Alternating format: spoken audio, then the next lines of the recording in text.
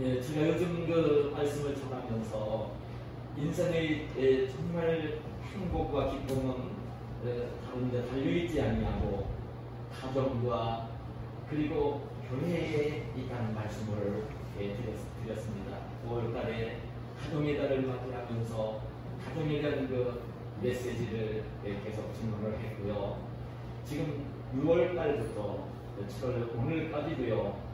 제가 이 교회 이전을 앞두고 우리 성도들에게 지금 우리가 함께 예수 믿는 우리들이 함께 모여 이룬 이 교회, 이 교회라는 공동체가 도대체 어떤 무엇을 의미하는가?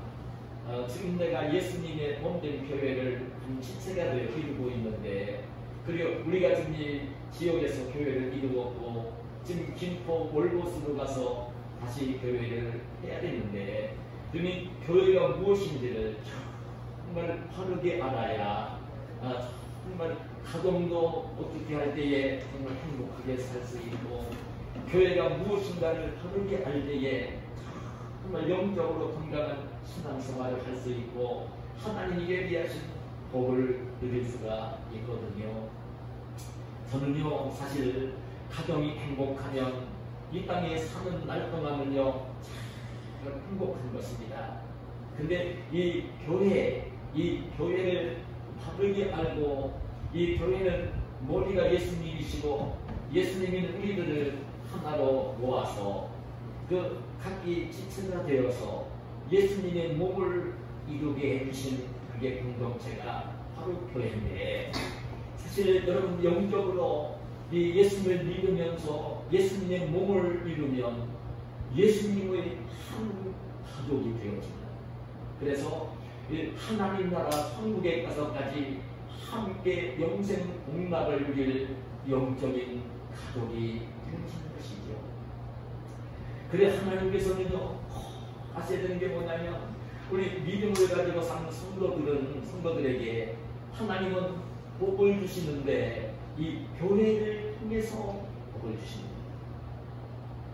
우리 사람들이 이 땅에 사는 날 동안 정말 행복하게 살 수 있도록 해주는 것은 가정을 통해서, 피를 나는 가족들을 통해서 정말 평안을 누리고 행복하게 살도록 해주시고요. 그 하늘나라 영적인 가족이 되어진 예수님의 가족이니까요, 하나님을 아버지고요, 영적인 가족이 되어진 성도들이 정말 이 땅에서 영적으로 건강하게 살고 하나님과 더불어 바른 관계를 맺고 하나님의 약속하신 풍성한 복을 누리며 살 수 있는 그런 그 복은 하나님이 어디를 통해서 주시냐면 교회를 통해서 주십니다. 우리 교회가 얼마나 중요한지 모릅니다. 교회를 통해서 하나님이 복을 주십니다. 근데 이 교회, 우리 믿음을 가진 성도들은 그래 전적으로 생활을 할 때에 이 교회 중심으로, 예배 중심으로 신앙생활을 해야 돼요. 교회 중심으로, 예배 중심으로 이름생활을 해야 되는 거예요. 이 교회 중심으로, 예배 중심으로 왜 생활을 해야 되느냐면, 이 교회에 모이면 우리가 함께 하나님께 예배를 이렇게 드리면서 그 예수님 안에서 한 가족인 것을 확인을 하게 되어지죠. 그 예배를 드리면서 오늘 예수님이 대신 와서 하실 말씀을 전할 수 있도록 세워놓은 이 목사가, 설교자가 하나님 말씀을 선포하고 하나님 말씀을 교육을 하면서 하나님의 뜻이 무엇인가를 알도록 해주면서, 그렇게 이제 하나님의 그 자녀로 이렇게 살아야 될 것을 일깨워 주시는 그 말씀을 들으면서 예배를 드리고요. 그리고 난 뒤에는 이 함께 예수를 믿고 있는 믿음의 형제들이 사랑으로 함께 교제를 나누면서 한 몸을 이루게 되어지는 것이고요. 그리고 그렇게 이제 교회 중심으로, 예배 중심으로 생활을 하면서 우리가 이제 사회에 나가서 생활을 하면서 아직도 예수님 모르는 사람들에게 예수님의 복음, 천국 복음을 전해주면서 하나님 나라를 확장해가는 이 일들을 우리들이 해야 되는 것이고요. 그런데 기본적으로 이 교회 중심, 예배 중심으로 하나님이 기쁘게 받으시는 예배를 드리고 성도들과 더불어 아름다운 사랑의 교제를 나누면서 이렇게 신앙생활을 할 때에 하나님은 그 사람에게도 복을 주시고 사손들에게도 복을 주시는 분이세요. 여러분의 사랑하는 내용 아닙니까? 여러분, 영국에서 너무나 이 교회가 의식화되어지고 실속화되어질 때에 하나님의 말씀이 교훈하시는 대로 구별되게 신앙생활을 하겠다고 하는 영국 국민들 다 예수 믿는 사람들이었어요. 90% 넘게 예수 믿는 사람들이었어요. 그러나 너무나 세속화되어지고 잘못되어질 때에 하나님 말씀이 교훈하시는 대로 정말 순수하게 하나님을 섬기며 하나님을 예배하며 그렇게 이제 신앙생활을 하며 살아야 되겠다고 하는 청교도들이, 프리탄 청교도들이 그 영국을 떠나서 그들이 이제 정말 메이플라워 그 배를 타고요. 지금 미국의 동부에 있는 그 매사추세츠주 프리모르 항구에 1620년에 그때 이주를 해오게 되죠. 그러면서 그들은 이제에 와서 한 일이 뭐냐면요, 정말 놀라웠게도 자기들의 살 집을 먼저 마련하고 농토를 먼저 마련하는 것이 아니라 그들은 먼저 하나님께 모여 예배를 드리고 형제들과 함께 사랑의 교제를 나눌 성전을, 교회당을 제일 먼저 지었고요. 그 다음에 자기들보다는 자손들이 잘 되어져야 되겠기 때문에 그 하나님 말씀을 가르치고 올바른 사회를 이루어갈 수 있도록 하는 학교를 먼저 세웠고요. 마지막으로 자기 살 집을 지었던 사람들이에요. 그래서 이 청교도들은요, 그 정말 교회 중심으로, 예배 중심으로 그 형제들과 사랑의 교제를 나누면서 그렇게 아름답게 하나님을 섬기며 생활을 할 때에 하나님께서는 그들에게 복을 주시었고 그들 자손들에게도 복을 주시어서 오늘날의 미국이라는 나라가 세워진 것입니다. 미국이 그렇게 세워진 것입니다. 저는 오늘도 미국 교회를 생각하면서 그런 그 청교도들의 그 아름다운 모습이 정말 그립고요. 그래서 우리 성도들이 이 청교도의 그런 순수한 신앙을 가지고 그 하나님을 섬기고 교회를 사랑하고 믿은 형제들과 사랑으로 아름다운 교제를 나누면서 한 가족을 이루며 신앙생활을 한다고 하면 하나님은 바로 그 사람들에게, 바로 당사자들에게 하나님 복을 주실 것이 분명하고요. 그리고 자손들에게도 복을 주실 것이 너무나 분명한 것이죠. 저는 이런 교회를 참 주님이 기뻐하시는 교회다. 주님이 기뻐하시는 교회가 되어지면 주님은 그 성도들에게 복을 주시고 그 자손들에게도 복을 주시는 좋으신 우리 하나님이시다. 오늘 저희 우리 성도들과 함께 정말 주님이 기뻐하시는 아름다운 교회를 이루기 위해서 정말 주님이 기뻐하시는 교회의 한 모델이 되어지는 데살로니가 교회를 제가 그 말씀을 묵상하면서 이 데살로니가 교회가 정말 주님이 기뻐하시는 아름다운 교회로 세워져서 그리스도의 향기를 바라는 그 당시에 이 데살로니가 교회가 있는 마게도냐와 아가야 지방, 오늘날로 말하면 마케도니아와 그리스 나라 전체에 그 아름답게 향기를 풍기는 그 아름다운 소문이 난 그런 이 데살로니가 교회를 제가 말씀을 좀 강론을 하면서 하나님의 음성을 듣기를 원하는 것입니다. 여러분, 이 데살로니가 교회는요, 바울 사도가 2차 선교 여행 때에 그때에 지금 이 마게도냐 지방으로 건너가서 빌립보에 가서 먼저 복음을 전하고 그때 이제 빌립 박해가 일어날 때에 피신을 하면서 옮겨 내려와서 데살로니가 성, 여러분 성경의 성이라고 나오면 그 당시에 사람들이 많이 모여 사는 도시를 가리키는 말입니다. 그는 작은 마을이 아닙니다.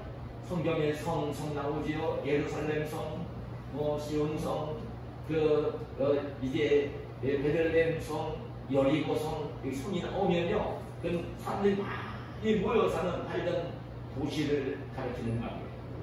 이 데살로니가 성에 바울 사도가 들어가서 복음을 전했어요. 근데 여러분, 데살로니가 성에 내려가서 바울 사도는요, 동족의 유대인들이 예수님이 하나님의 아들이라고 전하는 게 너무나 싫어서 박해가 막 임하게 되었어요. 그래서 바울 사도가 이 데살로니가 성에서는 오래 머물지 못했습니다. 그런 3주 동안 안식일날 이 해달 올라가는 교회당입니다. 하나님 말씀을 전하고 가르쳤어요.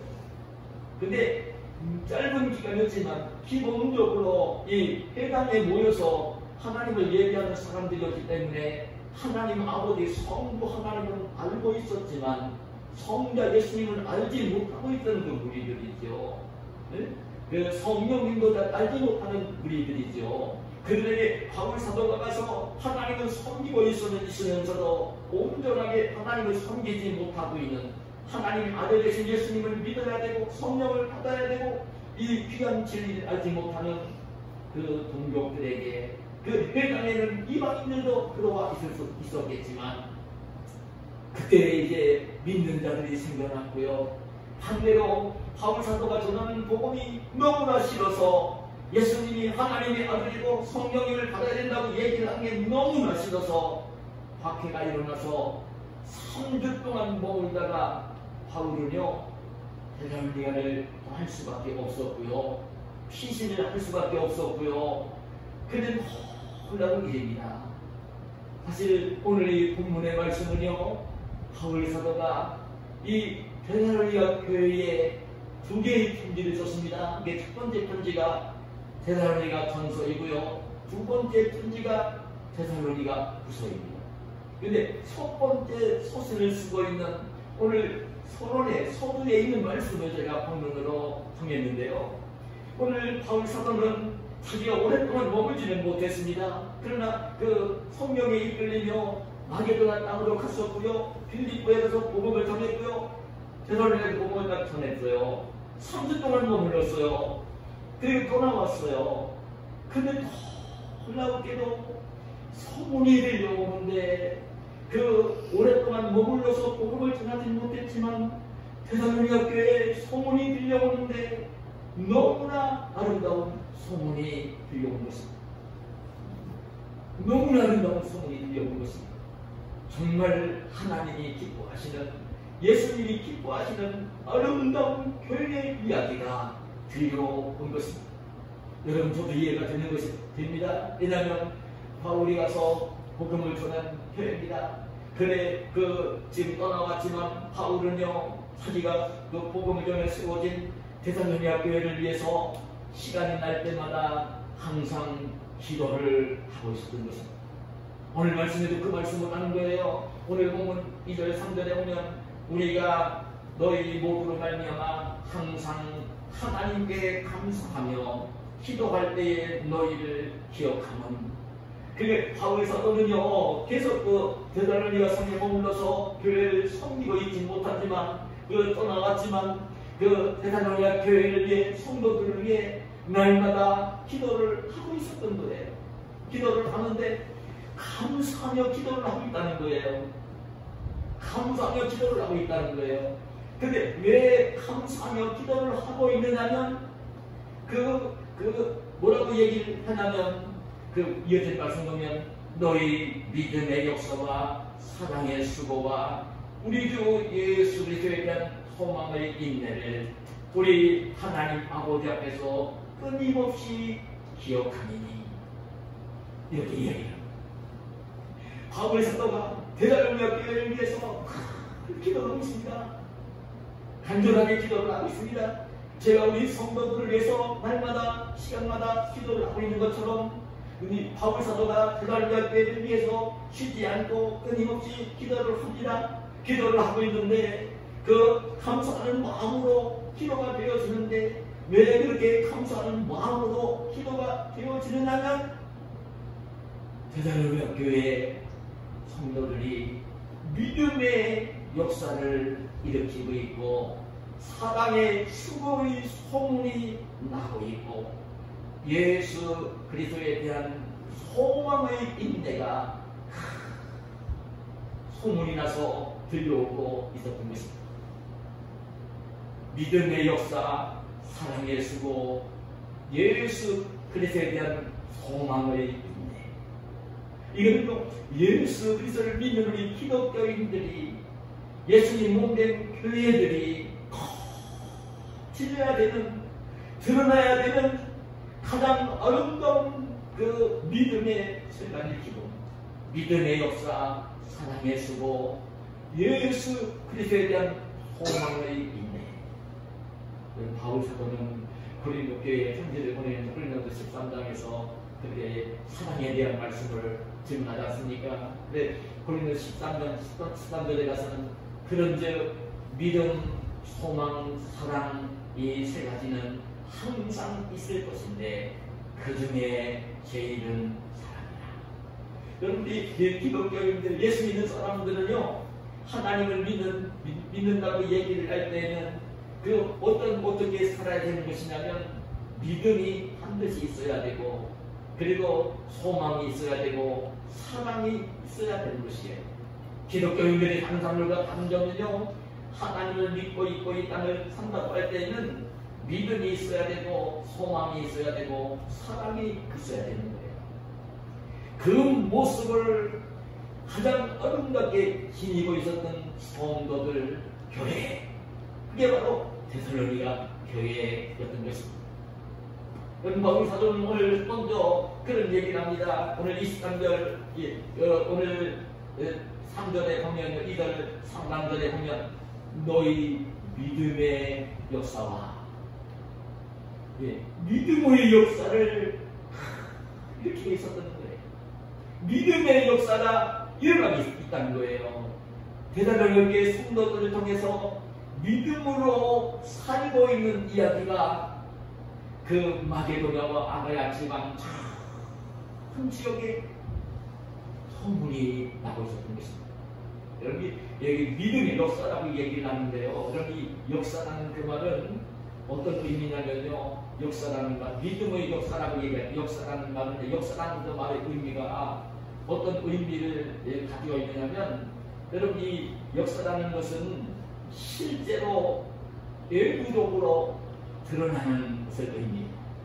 근데 믿음의 역사라고 얘기를 할 때는 이 내면으로 이렇게 생성이 되어진, 이 내적으로 이렇게 마음으로 갖게 되어진 그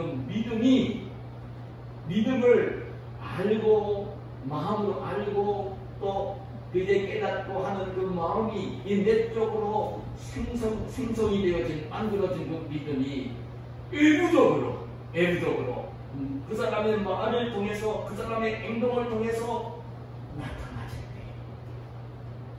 거예요. 이 믿음의 역사는요, 그 말입니다. 여러분, 예수님을 믿고 있고, 하나님을 믿고 있고, 성령님을 믿고 있는 믿음을 가지고 있는데, 그 믿음을 가지고 있는 것이 내적으로만 가만히 있고 겉으로 하나도 드러나지 않는 것이 아니라, 믿음을 가지고 있는 것이 그 사람이 하는 말을 통해서, 그 사람이 행동하는 행위를 통해서, 그 말과 행동을 통해서 그 믿음을 가진 모습이 드러나는, 이게 여러분 데살로니가 교회 성도들이요, 이 믿음의 역사를 일으키고 있었다는 것입니다. 믿음의 역사, 정말 하나님을 믿고 있고, 그 예수님을 하나님의 아들로 믿고 있고, 성령님을 믿고 있고, 예수님에 대한 믿음을 가지면서 예수님이 하나님의 아들이신데 십자가에 달려 대신 죽어주신 것을 믿고 있고, 그리고 예수님이 죽음을 이기고 부활하신 것을 믿고 있고, 예수님이 승천하신 것을 믿고 있고, 그 성령을 보내주시고 있는 성령을 믿고 있고, 예수님이 다시 오실 것을 믿고 있고, 예수님이 가셔서 예비하면 하나님 나라 천국을 믿고 있는, 이 정말 그 믿음을 가지고 있는 것이, 그 믿음이 그 사람이 말을 하고 있고 행동하는 것으로 나타나죠. 이 믿음의 역사, 믿음의 역사를 보여주고 있는 성도들, 그 교회가 데살로니가 교회라는 거예요. 여러분, 이 믿음을 얘기할 때는요, 여러분 머리로만 알고 있는 지식적인 믿음이 아니라 그 믿음을 가지고 있는 것이 이렇게 말로, 행위로 나타나지는 믿음. 이게 살아있는 믿음인데요. 여러분, 이 믿음을 얘기할 때는 알아야 됩니다. 이 지식적으로 알고만 있고 내적으로 가지고 있는 것은 온전한 믿음이 아닙니다. 여러분, 그 사람이 말을 통해서, 행위를 통해서 나타나질 때에 그게 온전한 믿음이 되어지는 거예요. 그래 여러분, 야고보서 2장 14절에 보면 내 형제들아, 만일 사람이 믿음이 있노라 하고 행함이 없으면 무슨 유익이 있으리요. 이어지는 17절에 이와 같이 행함이 없는 믿음은 그 자체가 죽은 것입니다. 입으로는 믿음을 가지고 있다고 얘기를 하면서 실제로는 행위로 옮기는 것이, 말하고 행동하는 것이 하나도 나타나지 않는다. 그런 아무 유익이 없다는 거예요. 그런 믿음은 이미 자체가 죽은 믿음이라는 말씀을 하는 것입니다. 그런 우리 종교계의 말씀부터는요, 이런 얘기를 했어요. 어떤 얘기를 했냐면, 타오르는 불꽃에서 열과 빛을 구별할 수 없듯이 믿음과 행위는 구별되지 않는다. 정말 믿음의 사람 아닙니까? 이 루터가. 네? 여러분, 그 박해가 심한데 그 죽음을 각오하고 종교개혁을 이렇게 이루었던 하나님의 사람이 마르틴 루터예요. 그 루터가 그런 말을 한 거예요. 네? 타오르는 불꽃에서 열과 빛을 구별할 수 없듯이 믿음과 행위는 구별되지 않는다. 여러분들은 그렇게 생각을 합니다. 여러분, 장작불을 추운 겨울에 모닥불을 피우고 장작불을 피운다고 생각을 해보세요. 밤이 되었어요. 불을 피웠습니다. 근데 장작불을 피우고 모닥불을 피웠는데, 그러면 그 장작불 모닥불은요, 불이 타오를 때는요, 어두운 것을 입히죠. 근데 그 어두운 것을 밝히기만 하면 그게 아니라 모닥불, 장작불은요, 따뜻하게 열을 냅니다. 근데 그 열, 빛, 그것은 구분이 되지 않는다는 거예요. 열과 빛은 구분이 되지 않는다는 거예요. 동시에 모닥불을 피우고 장작불을 피우면 빛도 나고 열도 나게 되어 있는 것이 있어요. 믿음을 얘기할 때 저는 그런 말씀을 드리고 싶어요. 지금 루터가 그 얘기를 한 거예요. 사실 그래, 이 믿음과 행위는 둘로 나눌 수가 없다는 것이에요. 믿음과 행위는 하나라는 것이죠. 여러분, 동전에 양면이 있는 것처럼 동전 하나인데 한쪽이 이게 다른 그림이 그려져 있고 또 다른 쪽에 다른 그림이 그려져 있지만 동전은 하나인 것처럼 믿음과 행위는 둘로 나뉘어지는 것이 하나라고 하는 것이에요. 믿음과 행위는 둘이 될 수가 없는 것이에요. 그런데 이 믿음의 역사는 바로 그런 얘기예요. 정말 믿음을 가지고 있는 사람이 그 믿음이 말을 통해, 행위를 통해, 생활을 통해서 드러나지는 그 모습을 보여주고 있었던 것입니다. 성경에 나오는 여러분, 저 여리고성에 살던 기생라합을 알 것입니다. 이 기생라합은 여러분, 여리고성의 천하기 그지없는 기생이었어요. 지금 그때 이 여호수아가 이스라엘 백성을 이끌고 요단강을 건너서 이제 정복 전쟁을 이제 하면서 여리고성을 점령하러 가게 되어질 때에, 그때 여호수아는 2명의 정탐꾼을 미리 보냅니다. 여리고성 정탐을 보냅니다. 그때 정탐을 보낸 두 정탐꾼이 여리고 사람들에게 발각이 되어지면서 왕이 사람들을 보내서 지금 다른 사람들이 아닙니까? 요단강을 건너왔고 이제 자기들을 공격할 이스라엘 백성들이 보낸 그 정탐꾼 것을 알았기 때문에 잡아오라고 이제 명령을 내리지 않습니까? 그때 이제 이 두 정탐꾼이 생명의 위협을 느끼면서 이 기생 라합의 집으로 숨어들었을 때에 기생 라합은 알았어요. 응? 지금 온 나라들이 이스라엘 정탐꾼인 것을 알았어요. 그리고 왕이 자기 나라 왕이 명령을 내려 그 사람들 잡아오라는 명령을 내린 것도 알았어요. 사람들이 추격을 하고 있는 상황이었어요.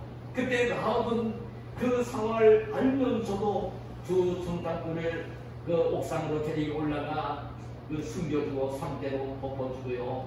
그리고 그 추격꾼이 추격해 올 때에 숨겨두었다가 그들이 나간 뒤에 이 두 정탐꾼이 그 안전하게 진영으로 이스라엘 진영으로 돌아갈 수 있도록 길 안내를 해주고 보호를 해주는 이 라합을 볼 수가 있어요.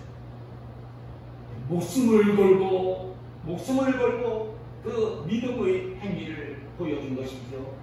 그 라합은 그래서 여러분 살몬의 아내가 되었고, 여러분 그 라합은 예수님의 족보에 오르는 기생이었으면서도 이방 여인이었으면서도 복된 여인이 되어진 모습을 성경이 우리에게 보여주고 있는 거예요. 여러분 그 여호수아 3장에 보면 그 여호수아가 이스라엘 백성을 이끌고 이 요단강을 건너서 지금 이제 건너갈 때에 그때에 어떤 명령을 내립니까? 하나님이 여호수아에게 언약궤를 맨 제사장들을 앞장을 세워서 하게 만들고 너희들은 언약궤들을 따라가라고 말씀을 하시면서 그 언약궤를 맨 제사장들이 요단강가에 이르게 되어질 때는 언약궤를 맨 제사장들로 하여금 요단강을 들어가 밟고 소개하라는 명령을 내립니다. 놀라운 일입니다. 그때에 언약궤를 둘러맨 4명의 제사장은요, 그 여호사를 통해 들려온 하나님의 음성을 하나님 말씀으로 믿었는지. 근데 여러분 언약궤를 메고 요단강물을 밟고 들어서면 그때는 요단강물이 가장 그 비가 오는 열기라 철철 흘러넘칠 때입니다. 죽는 것입니다. 죽음밖에는 갈 곳이 없습니다. 언약궤는 손만 빼도 죽는 것입니다. 근데 그 언약궤를 어깨에 메고 가는 4명의 제사장이 그 자기 몸을 다 덮을 수 있는 강물이 흘러내리는 강물 안으로 들어서가는 것입니다. 놀랍죠. 그 여호사를 통해 하나님의 음성을 들은 4명의 제사장은요, 언약궤를 둘러매고 죽음을 각오하고 하나님 말씀이기 때문에 믿음을 가지고 요단 강물을 밟고 서는 모습을 보여주는 거예요. 그럴 때에 요단 강물은 갈라서던 것입니다. 믿음은요, 하나님의 약속의 말씀을 믿고 그 말씀을 정말 믿는다면 그 믿음을 가지고 그 말씀에 순종을 하는 것이 믿음인 것이죠. 하나님의 용이시다는 안 보입니다. 여러분 제가 지난주에도 말씀드렸습니다. 예수님도 눈으로 볼 수 있는 하나님은 성자이신 예수님 한 분뿐입니다. 근데 예수님도 육신의 이 땅에 오셔서 우리를 위한 구속사역 완성하시고 승천에 올라가셨고 하나님보다 우편에 계시지 이 땅에 지금 안 계십니다. 예수님 육신의 눈으로 우리는 볼 수가 없습니다. 눈으로 볼 수 있는 하나님은 이 땅에는 없습니다. 지금 하나님은 성령으로 오셔서 대신 역사를 하실 분입니다. 눈에 보이지 않는 하나님이지만 마치 눈으로 보는 것처럼 하나님의 음성이 들려올 때에 그 하나님의 말씀을 깨달으며 그 말씀에 순종을 하며 우리가 행위로 행동을 하게 되어질 때에 그때 하나님은 그 말씀대로 역사를 하시며 하나님의 일을 이루어 가시고 또 그런 자를 통해 하나님이 일을 하시고 그런 자를 하나님께서 기뻐하시며 복을 주시는 우리 하나님이신 것을 우리는 알아야 되는 것입니다. 이것이 바로 믿음의 역사인 것입니다. 그 다음에 또 한 가지는 오늘 이 대단원역 교회를 향해서 뭐라고 얘기를 했느냐면 참 기뻐하면서 3절 중반절에 보면 사랑의 수고와를 말씀합니다. 사랑의 수고를 하고 있다는 거예요. 대단원역 교회 성도들이 사랑의 수고를 하고 있는 것이 소문이 난 거예요. 그게 그 마게도냐와 아가야 지방 오늘날의 마케도니아와 그리스 전 나라에 아름답게 소문이 났다는 거예요. 사랑의 수고가. 수고라는 말의 의미가 앞에 나오는 그 역사라는 말과 그 의미가 좀 다른 말입니다. 이 수고라는 이 말은요, 이게 자기가 힘의 진화로, 힘의 격도로, 자기가 힘의 격도로 몸과 마음이 지치도록 희생을 하며 하고 있는 그 일. 수고라는 의미는요, 거기에 그냥 단순한 일이 아니라 희생이 담겨 있는 일을 의미하는 단어예요. 본문에 보면 호포선을 가지고 나오는데요. 그 희생이 담겨 있는 일을 희생이 담겨 있는. 그냥 적당히 하는 게 아니라 희생이 담겨 있는 일을 하는. 사랑을 위해 힘에 격도로 일을 하고 있는. 희생과 헌신이 담겨 있는 일을 하고 있는. 그게 사랑의 수고입니다. 그럼 사랑은 원문에 보면 아가페라는 말로 나오는데요. 이 말은 사랑을 받을 만한 조건이 안 되는 그 대상을 향해서 사랑해 주지 않아도 될 대상을 위해서 아무런 조건이 없이 그 사랑을 하는데, 그 사랑을 하면서도 그냥 적당히 사랑을 하는 것이 아니라 자신이 희생을 하며 자신이 손해를 보면서 사랑을 하는 이런 의미가 사랑의 수고인 것입니다. 이런 사랑의 수고는요, 예수님이, 하나님이 우리에게 보여주신 사랑이에요. 하나님이 예수님에게 보여주신 사랑입니다. 우리가 사랑받을 만한 조건이 되지를 못합니다. 대상이 되지를 못합니다. 그런데 하나님은 그런 조건도 없이 사랑해줄 만한 대상도 못 되는데 하나님의 아들 예수님을 보내주시고, 예수님은 우리를 위해 대신 십자가에 달려 죽어주시고, 그렇게 해줄 대상이 못 돼요. 우리는 아무런 대상이 못 돼요. 근데 그렇게 해주신 사랑, 그게 여러분 사랑의 수고입니다. 근데 놀랍게도 대단놀랍게 성도들이 이 사랑의 수고가 넘치, 사랑의 수고를 보여주고 있는 그 아름다운 향기가 그렇게 온 나라에 나고 있었던 거예요. 얼마나 이 바울 사도가 기뻐하면서 이 편지를 쓰고 있는지 모릅니다. 저는 이 사랑의 수고를 생각하면요, 아셔야 될 내용이 정말 그렇습니다.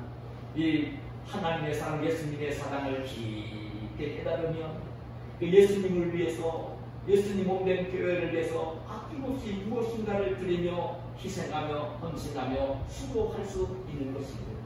예수님의 이 귀한 사랑을 깨달으면 정말 내가 사랑해주지 않아도 될 대상, 아무런 조건이 없는 대상, 그냥 내보내도 되는 대상, 그런 대상을 향해서 아낌없이 내가 희생을 하며 손해를 보며 사랑해 주는 것을 의미하는 것입니다. 근데 이렇게 사랑의 수고를 하는 사람들을 하나님은 얼마나 기뻐하시는지 모릅니다. 그 중에 나오는 인물이 여러분 마리아입니다. 마리아는요, 300데나리온 나가는 나무 향유를 옷값에 깨뜨려서 예수님의 몸에 부어드렸던 여인입니다. 300데나리온 나가는 그 나무 향유는 여인으로서는요 향수거든요. 근데 자기가 쓰려고 하면 너무 아까운 거야, 귀한 거야. 그거 자기를 위해서는 못 쓰겠어, 이 마리아가. 근데 예수님의 사랑을 생각하면 예수님께는 드릴 수 있는 거예요. 예수님께는 나를 위해서는 못 쓰겠어, 그거 너무 아까워서. 근데 예수님을 위해서는 드릴 수 있기 때문에 그 향유를 깨뜨려서 예수님께 부어드리는 거예요. 근데 여러분, 그때 예수님을 따르는 이 제자들도요, 가만히 보니까 마리아가 너무 바보 같아, 멍청구리 같아. 하나님은 나도 향유를 바르면 300데나리온 나가는데, 300데나리온은 장정이 1년 동안 위해서 받는 품삯인데, 장정하루에 일을 받는 품삯이 1데나리온이거든요.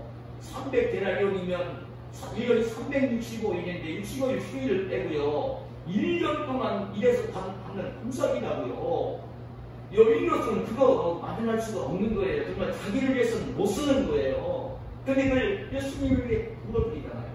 계단을 있다가 소련 목적 우리가 있느냐고 저거 받아서 300대 대나무 이상 받아가지고 가난한 사람들에게 불쌍한 사람들에게 나눠주면 얼마나 좋을까?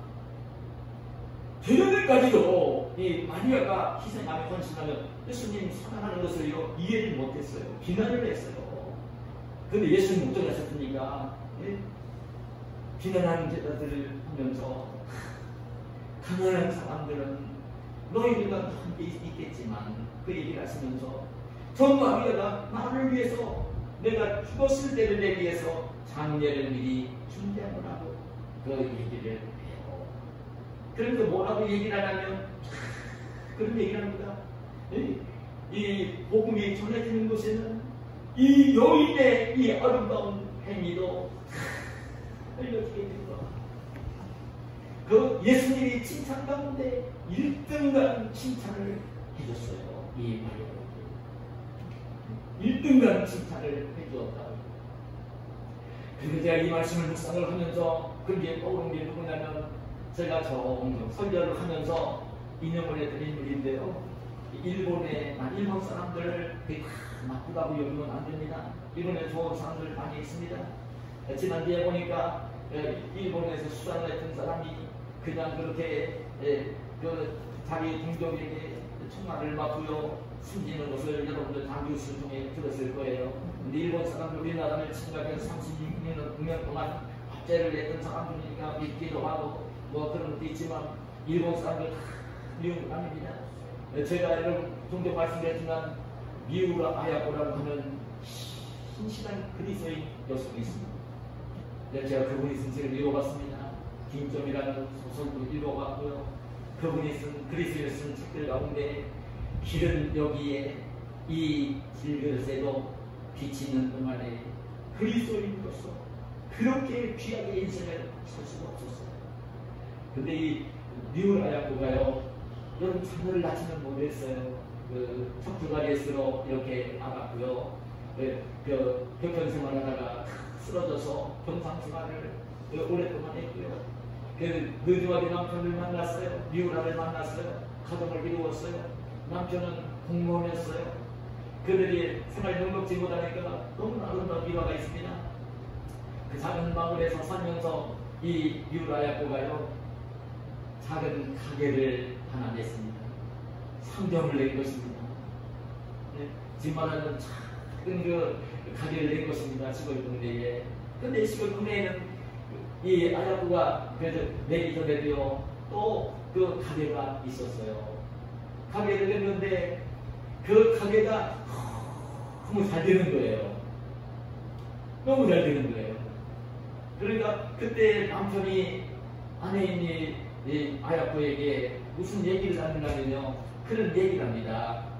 그 아내에게 그렇게 얘기해요. 여보, 동네 사람들이 모두 우리 가게를 찾게 되어주면 그 얘기를 하면서 그런 얘기를 해요. 다른 가게들이 장사를 하는데도 나가지 않겠소. 그렇게 얘기를 하면서 이웃들과 함께 사랑하는 것이 중요하니 물건들을 다 구비하지 말고 일부만 갖다 놓읍시다. 가게 하는 사람들이 이런 사람들이 있나요? 여러분 가게를 열고 장사하는 사람들이 그냥 큰 슈퍼마켓을 만들어서 작은 가게를 다 줄이면서라도 자기 돈을 많이 벌고 싶고 그러고 싶지 이런 사람이 어디 있습니까? 남편이 그 이야기를 하니까 이 아내인 이 아야코도요 참 신실한 크리스찬이니까 그 공감이 되어져서 이 미국 아야코는요 물건을 갖춰놓고 장사를 막 하면서 그렇게 하는 게 아니라 일부러 손님들 좀 적게 오게 하려고 다른 가게로 손님을 보내려고 물건을 다 갖춰놓지 않고 장사를 하는 거예요. 그러면서 자기 집에 없는 물건을 찾는 홀로 이웃집에 있는 가게로 가고 소개를 해주는 거예요. 세상에 이렇게 바보같이 그 장사를 하는 사람이 어디 있겠습니까? 근데 놀라운 일입니다. 그렇게 그 장사를 했는데요. 그 훗날 이 리우라야코는 어떤 고백을 했느냐면 그런 고백을 했습니다. 그 어떤 고백을 했느냐면 그렇게 장사를 하니 나에게 시간의 여유가 생겨 글을 쓰며 작가가 되는 축복을 누리게 되었습니다. 동시에 내 인생에서 가장 중요한 이유도 얻게 되었습니다. 무슨 얘기로 여러분 들려집니까? 실제적인 일입니다. 이게 꾸며낸 이야기가 아닙니다. 1963년도 일본 아사히 신문 그 85주년을 기념하면서 말하는 신춘문의 그 작품을 모집을 했습니다. 1등 당선되는 자에게 1천만 원의 상금을 걸고 1천만 원은 1,000만 원이 아닙니다. 일본에는 1천만 원이면 우리나라 1억 3천입니다. 그때가 1963년입니다. 1천만 원 그 상금을 걸고요. 그 당선자를 모집을 했습니다. 근데 여러분 놀랍게도 이 리우라야코는 빈점이 1천만 원 상금을 받는 입선자로 선정이 되었습니다. 그 신문에 1년이 넘게 연대가 되었습니다. 그러면서 이게 훌륭한 작가가 되었습니다. 그게 무슨 얘기냐면 리우라야코의 말이 그래요. 그냥 물건 다 갖춰놓고 장사를 주면서 장사잘 되면 돈 많이 벌고 했을 텐데 물건을 조금만 갖다 놓고 그 손님들 많이 안 오게 만들고 다른 물건 생산하는 이웃 가게에 가도록 만들고 그 시간이 날 때에 리우라야코는 소설을 썼던 거예요. 소설을 썼던 거예요. 그러니까 이웃들 가게에 만들고 참 친절한 이웃이 되어졌고 그 글을 쓰면서 오늘날도 1억 3천만 원을 작은 돈 아니잖아요. 돈도 벌게 되었고 큰 명예를 누리게 되었고 여러분 제 친구 목사님 가운데 고백을 합니다. 리우라야코 책을 읽고 자기는 예수님 안 믿고 예수님 기뻐하는 사람이었는데 예수 믿는 사람이 되었고 자기가 회심을 하고 신학을 공부하고 목사가 되었다는 하는 제 친한 친구 목사가 됐습니다. 정말 하나님이 보여주신 것입니다. 이웃사랑 희생하면서 이웃을 사랑했을 때 자기가 손해를 보면서 이웃을 사랑했을 때 예수님이 자기를 사랑하신 것처럼 자기도 이제 이웃을 사랑하는 마음을 가지고 희생하며 사랑했을 때 하나님은 이 리우라야코에게 명예도 얻게 하고 돈부도 얻게 하고 귀하게 인생을 살도록 축복해 주었던 것입니다. 마지막으로 한 가지만 더 말씀을 드리면요. 예수 그리스도에 대한 소망의 인내가 소문이 나고 있다는 얘기합니다. 예수 그리스도에 대한 소망의 인내, 소망을 가지고 인내를 하는 이 말씀은 어떤 의미가 있냐면요. 실제적으로 지금 이 바울 사도도 데살로니가 성에 가서 복음을 전하다가 박해가 와서 피하기 위해서 지금 데살로니가 성을 떠났던 겁니다. 떠나면 안 돼도 그 교회가 평안할 리가 없는 거죠. 예수 믿는 사람들이 숨겨놔서 교회가 이루어졌는데 그 교회에 예수님을 하나님의 아들로 믿지 못하는 유대인들과 이방인들에게 박해가 임하게 되었습니다. 예수 믿는 것 때문에 고난이 오게 되었다고요. 예수님 안 믿으면 하나도 고난이 없는데 예수님 믿으려고 하니까 고난이 왔다고요. 미워하는 사람들이 생겨나고 박해가 일어나게 되었다고요. 근데 그 박해 중에서도 데살로니가 성도들이 한 건 뭐냐면 예수 그리스도에 대한 소망의 인내. 박해가 오는데도 박해에 꺾여져서 포기하지 아니하고 예수 그리스도를 바라보면서 예수님이 약속하신 말씀을 믿으면서 예수님이 다시 오실 것을 믿으면서 예수님 십자가에 달려 계신 죽어주신 것을 믿으면서 다시 오실 예수님을 바라보면서 소망하면서 약속하신 천국에 대한 소망을 가지고 예수를 믿으면서 박해가 올 때에 환난이 올 때에 꺾이지 아니하고 참으며 인내를 하고 싶다는 것. 소망을 가지고 인내를 하고 있었다는 거예요. 예수님 믿는 것 때문에 고난이 오는데, 손해가 오는데, 박해가 오는데 그 꺾이지 아니하고 실망하지 아니하고 포기하지 아니하고 그냥 인내하면서 견디고 있었다는 거예요. 얼마나 아름다운 모습인지 모릅니다. 여러분들은 우리 교우들에게도 말씀을 드리고 싶습니다. 지금 우리가 살고 있는 사회가 이기적입니다. 사람이 식었으니 식어갑니다. 여러분 점점 노래할 것입니다. 예수님 믿는 믿음을 가지고 살면요 손해를 많이 봐야 될 것입니다. 순수한 믿음을 가지고 땅에 살려고 하면요, 타협하다고 살려고 하면요 손해를 많이 봐야 될 것입니다. 그러나 오히려 예수님 믿는 것 때문에 고난이 올 수도 있습니다. 예수님 안 믿으면 받지 않을 고난이 올 수 있습니다. 많이 고난이 옵니다.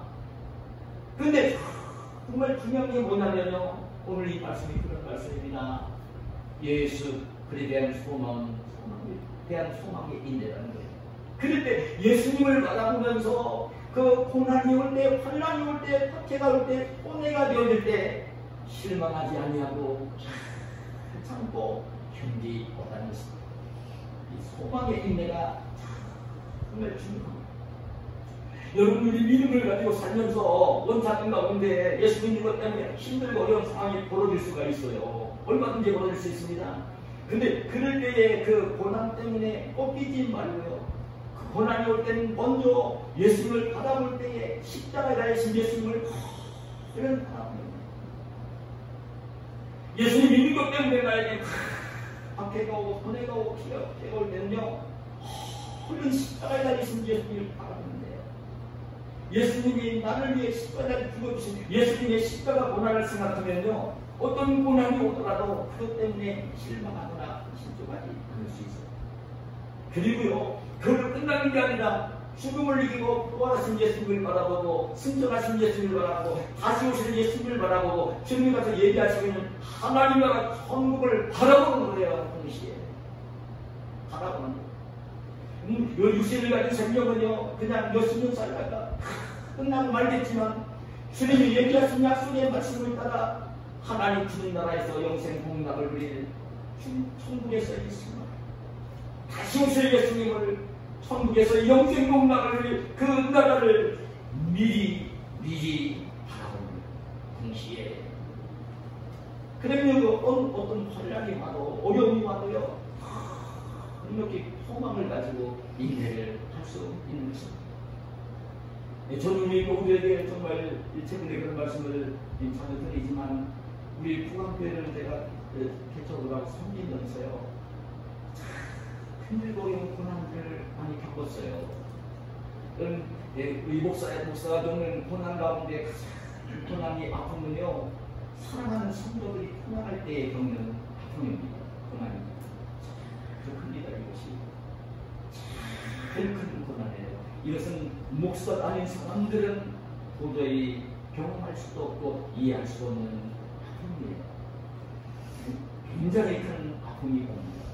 하나님의 교회를 섬기면서 사랑하는 성도들이 어떤 이유 때문에 떠나게 되어질 때는요 이 아픔이에요. 저는 그런 아픔을 많이 겪었어요. 우리도 많이 모일 때만 80명 이상 그리고 아이들까지 어린 아이들 학생들은 100명이 넘도록 모이는 교회에서인데 지금 이 어려움을 겪고 있잖아요. 그런데 이 교회당 마련하고 난 뒤에는요 물질적으로 재정적으로 어려워서 얼마나 어려움을 겪었는지 교회 운영이 한절이 풀려서 아시잖아요. 이게 빚진 것 때문에 이자가 한 100만 원씩 나가야 되고 여러분 운영할 때 전기세 한 걸 몇십만 원 나가요. 목사님 무릎 아파지니까 빌라에서 계단 높아서 못 올랐는데 할 수 없이 바깥에서도 내는데 거기 아파트 관리인이요 이제 은행에 대출을 나가는데요. 근데 제가 인간적인 머리가 천목사는 머리가 나쁜 사람은 아닙니다. 저도 그렇게 고생하고 싶은 마음으로 사람은 없어요. 누구든지 그런 사람 없어요. 근데 정말 힘들고는 엎어놓죠. 하나님 앞에 신앙의 양심을 순수한 신앙의 양심을 제가 지키고 있습니다. 요령을 피우면서 어떻게 하고 싶은 마음이 조금 일어나다가니 하나님 성령을 받고서 마지막까지 하나님 앞에 기도하면서 소망을 가지고 예수님을 바라보면서 이때 예수님이 원하시는 게 뭘까? 어떻게 하면 내가 예수님 원하시는 모습으로 지금 목사로 살고 이 교회를 섬길까? 그게 물으면서 하나님 이때 힘들 때 사람들은 그 말씀을 때 마지막까지 예수님을 바라보면서 예수님 늘 바라봤어요. 인내하고 또 인내했어요. 하나님께서 지금은요 평안한 마음을 주셨어요. 떠나칠 거예요. 네? 물질에 대해서 이제 엄청 구애받지 않는 그런 교회로 지금 해주시는 하나님의 은혜를 지금 제가 경험하고 있고요. 분명히 제가 하나님 나라 돌려서 제가 어떤 책을 쓸 건데 이런 것들은 다 감정이 되어서 쓰여질 때인데요. 우리 성도들이 그래도 멀리 가니까 우리 불편해서 힘든 우리 성도도 있을 거예요. 근데 성도들이 한마음으로 천원교회 가는 얘기를 저희를 듣고서 제가 이 주위에 교회당을 마련하려고 얼마나 못 힘쓰는지 모릅니다. 단 한 번도 제가 멀리 나가서 교회당 지으려는 마음을 한 번도 가진 적이 없어요. 단 한 번도 가진 적이 없어요. 우리 교회는 고백합니다. 우리 교우들 위하는 마음 같은 경우가 해야 됩니다. 근데 하나님께서 그 교우들 마음이 그렇게 마음이 주의하셔가지고 그 막판에 제가 성원교회 그들을 바라보면서 찾다가 좀 기뻐 올 것으로 가서 이제 준비를 하고 있는 것 같아요. 그런데 제가 지난번 칼럼에서 정말 놀랐습니다. 제가 가보니까요, 전원교회에서는 1등 부지예요. 그런 데가 없어. 그리고 목사가 나중에 은퇴하고 나는데 힐링센터 하고 다는 마음을 가지고 있었는데 그런 장소가 없어. 그럼 없어요, 여러분. 제가 그런 장소가 없어요. 하나님이 하나님이 역사하십니다. 그런 마음이 그런 거예요. 지금 여러분 제가 두고기도 못하겠지만 주민들이요 얼마나 안타깝게 몰라요. 가슴이 아파요. 인간적으로는요 그냥 그들로 막 싸우고 싶은 마음이 막 들기거든요. 그래 하루에도 몇 번씩 그냥 마음을 다스리면서 하나님께 기도를 하고 그런 마음. 그래서 통하는 마음이 주세요. 예수님이 주시는 마음을 주세요. 네? 그래도 영혼들을 사랑해야 되고 섬겨야 되고 그래서 사람들이란 마음을 자꾸 주십니다.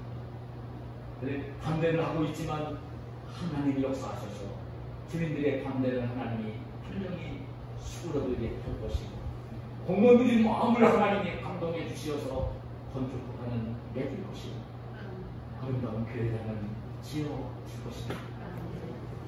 우리 성도들이 가서 그리고 우리는 주일날이면 제가 너무 느낀 게 그거예요. 제가 지금 몇 주째 왔냐면 그 이사 온난데 6주째 올라왔어요. 6번째 우리 교회로 오는 거예요. 그게 얼마나 제가 감사한데요. 처음에는 얼마나 멀리 늦게도 있거든요. 그런데 50분이면 오고 50분이면 오게. 우리 교우들이 정말 사랑하는 마음을 가지고 기도하면 할 수도 있겠구나. 차 없는 분들 같은 경우는 카풀을 해서 할 수 있겠구나. 이런 마음을 하나님이 주셔서 얼마나 위로가 되는지 하나님이 그렇게 해주실 것입니다. 오늘 이곳에서 예배 드리는 것보다는요 1시간 운전하고 가서 예배 드리고 또 1시간 운전하고 올 것이 너무나 분명하지만 우리 성도들이 가서 즐겁게 지금보다는 이제 경제적인 여유가 있으니까 즐겁게 한번 주일날 모일 때마다 그 식사의 교제를 하는가 된다고 그 주위가 너무나 좋으니까 필요하면 산책도 하고 등산도 하고 가까운 거 강화도 이제 종종 한번 차를 타고 주택으로 하고 이렇게 하면 이 주일날 하나님께 예배 드리며 정말 힐링이 되어 그냥 그런 교회가 한 번씩 될 수 있겠구나. 그런 소망으로 지금 이 마음이 지금 그 위로가 되어집니다. 하나님은 그렇게 해주실 것입니다. 말씀드렸습니다. 오늘 우리 주님은요 예수님 몸된 교회니까 그 교회를 사랑하십니다. 사랑하시는 예수님의 교회를 우리가 아름답게 섬겨드리기를 소원합니다. 오늘 저희들에게 믿음의 역사가 있고 사랑의 수고가 있고 소망의 인내가 있는 저와 여러분이 되시기를 소원합니다. 그리고 하나님께서 우리를 사랑하시고 그래서 이제 그런 교회를 이룰 때에 교회를 통해서 복을 주시는 그 하나님의 은혜와 복을 풍성히 누리며 사는 저와 여러분 우리 구강교회가 되시기를 예수님의 이름으로 축원합니다. 하나님 감사합니다. 오늘도 우리를 사랑하시고 이 주일날 귀한 전에 불러주시고 우리 예수님의 귀한 사랑 하나님의 사랑을 깨닫으며 주님을 예배하게 하시고 오늘 하늘 백성 천국 백성으로 오늘 이제 어떻게 이 땅을 살며 교회를 사랑하며 섬기며 주님이 주시는 복을 받아야 되는지 귀한 말씀을 들려주셔서오니 감사합니다. 오늘 들려주신 말씀이 살아있는 말씀으로 마음속에 새겨지게 하시고 오늘 이 말씀을 행위로 옮기는 우리 신앙이 되어서 주님이 약속하신 풍성한 은혜와 복을 누리는 저희들 모두가 되게 하여 주시옵소서. 예수님의 이름으로 기도하옵나이다.